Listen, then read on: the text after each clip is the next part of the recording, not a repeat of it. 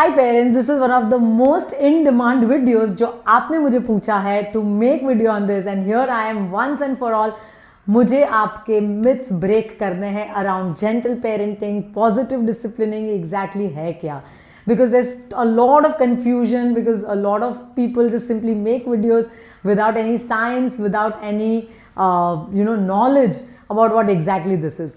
So let us once and for all clear all your confusion. Let's start by relating it that every parent reaches this breaking point जहां पे हमने बच्चे को एकदम calmly explain कर लिया है, multiple times explain किया है, हम patient रहे हैं and your child still repeats the same behavior और आपके mind में doubt आता है that अगर मैं ये positive disciplining या gentle disciplining जो कर रहा हूँ is it really working? और अगर मैं अपने बच्चे को कभी punish नहीं करूंगा, कभी डांटूंगा नहीं तो वो एक्चुअल में डिसिप्लिन होंगे कैसे? बिकॉज डिसिप्लिनिंग का मतलब है डांटना, मारना, चिल्लाना, बाथरूम में बंद करना, यही सब तो होता है डिसिप्लिन.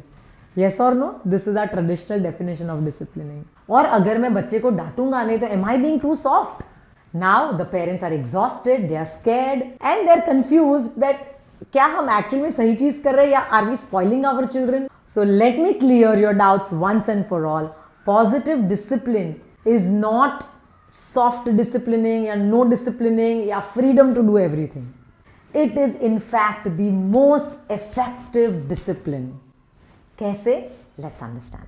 साइंस कहता है कि बच्चे को अगर हमने बहुत हार्शली पनिश किया है तो उसके ब्रेन में फियर सिग्नल्स एक्टिवेट हो जाते हैं. इसका मतलब है फियर के कारण मेरे बच्चे का थिंकिंग ब्रेन शट डाउन हो जाता है which is responsible for logic, decision making, problem solving, self control, memory formation. क्यों? Because brain is busy protecting itself और वो अगर बिजी है प्रोटेक्टिंग इटसेल्फ तो वो किस तरह से थिंकिंग ब्रेन को यूज में ला पाएगा? पॉजिटिव डिसिप्लिनिंग वर्क करता है बिकॉज वो मेरे ब्रेन को क्लियर सिग्नल देता है of number 1 what is expected, मुझे क्या करना है. Number 2 how do I fix this, अच्छा मेरे से गलती हुई है अब मैं रिपेयर कैसे करूं. नंबर 3 इस बार ये हो गया, next time how can I do this in a better way. So ये तीन are the fundamentals which creates a direction for positive discipline. Okay? And parents, let me tell you as a child psychology expert, I have been there. जब अगस्त्य एक ऐसा phase था जब सब कुछ वो फेंकता था, सब कुछ तोड़ता था एंड मेरा इंस्टिंक्ट बहुत ऐसा बोलता था कि इसको डांटू, मैं इस पर चिल्लाऊं.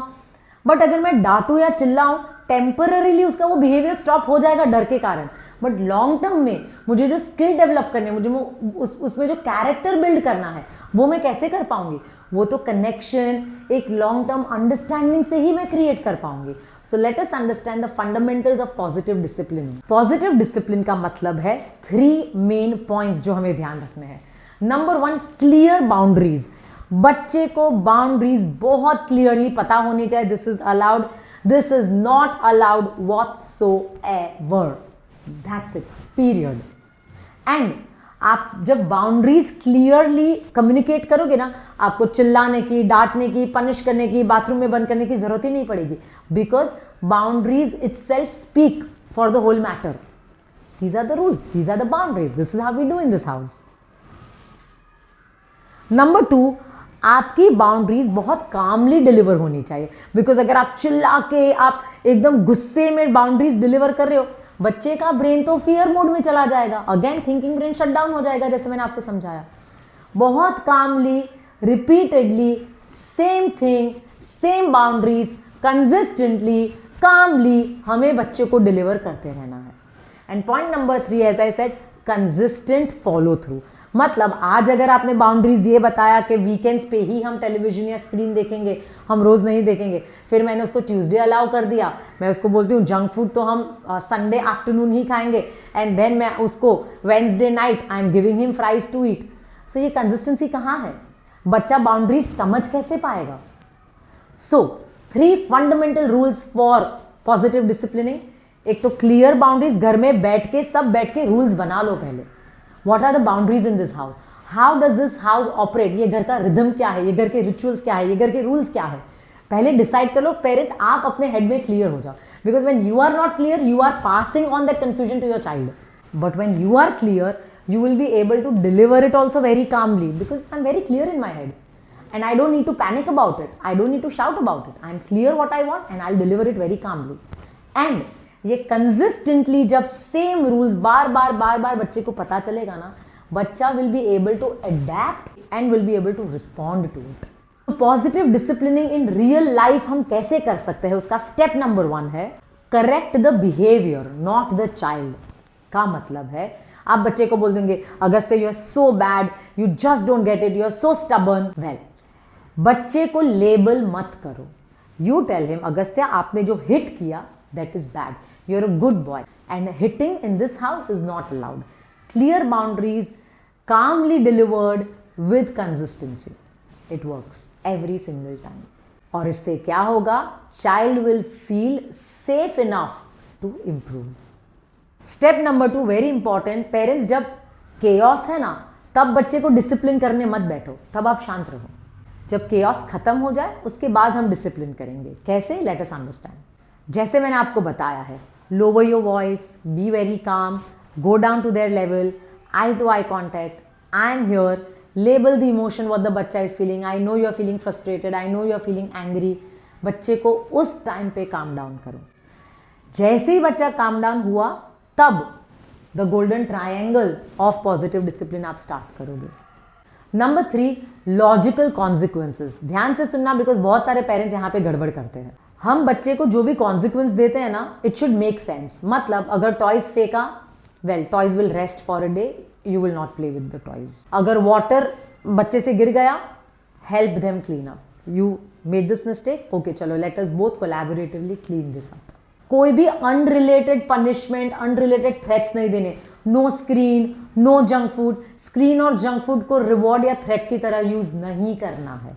जो चीज को लेके प्रॉब्लम है उसी चीज को लेके कॉन्सिक्वेंस आना चाहिए। डू नॉट यूज स्क्रीन और जंक एज रिवॉर्ड और थ्रेट, बिकॉज देन उनके माइंड में जंक एंड स्क्रीन बहुत बड़ी चीज बन जाती है जो हमें नहीं बनानी है। और हमें उनके ब्रेन को कॉज एंड इफेक्ट सिखाना है, हमें फियर नहीं सिखाना है। टॉयज फेंका तो टॉयज को रेस्ट देना पड़ेगा, वाटर गिरा तो हमें क्लीन अप करना पड़ेगा। हम कॉज एंड इफेक्ट उनको सिखा रहे हैं, हम उनको फियर नहीं सिखा रहे हैं। ध्यान से समझना ये कॉन्सेप्ट पेरेंट्स। स्टेप नंबर 5 मेरा फेवरेट है, it is called repair after rupture. का मतलब है पेरेंट्स, हम भी इंसान हैं, हम भी गलती कर लेंगे। जब भी हम गलती कर लेंगे, हमने वी लॉस्ट आवर पेशेंस, हमने बच्चे पे चिल्ला दिया, हमने डांट दिया, just go and tell your child, sorry बच्चा, mama shouted on you, just yesterday it happened that both my children were crying for me and I literally lost it। कि अगर से क्या हर छोटी बात पे you are getting angry, तो अगर से एकदम नाराज हो गया कि मम्मा आप ऐसा कैसे बोल सकते हो। then I went to him and I told him, बच्चा you were feeling very angry, I am so sorry बच्चा, I shouted on you बेटा, I shouldn't have done this, I will take care बच्चा, definitely I will take care, I promise you। और जैसे मैंने ये किया, August is like it's okay mamma, and then he hugged me and then everything was okay. It means बच्चा समझता है कि adults, mom is also human, she will also make mistake, but I'll always come around. Let your child see the human side of you. You're not a perfect mother, you're not a goddess, you will make mistakes, but repairing after making mistake is what matters the most। और इससे बच्चा भी सीखता है कि मैं भी गलती करता हूँ बट मैं सॉरी बोल दूंगा तो चलेगा, I can always come around, है ना। सो जो बच्चे फियर बेस्ड डिसिप्लिन में रेज होते हैं ना, वो ऑलवेज झूठ बोलना सीखेंगे कि नहीं नहीं मैंने कुछ नहीं किया। They will always try to run away from the situation just to avoid the punishment.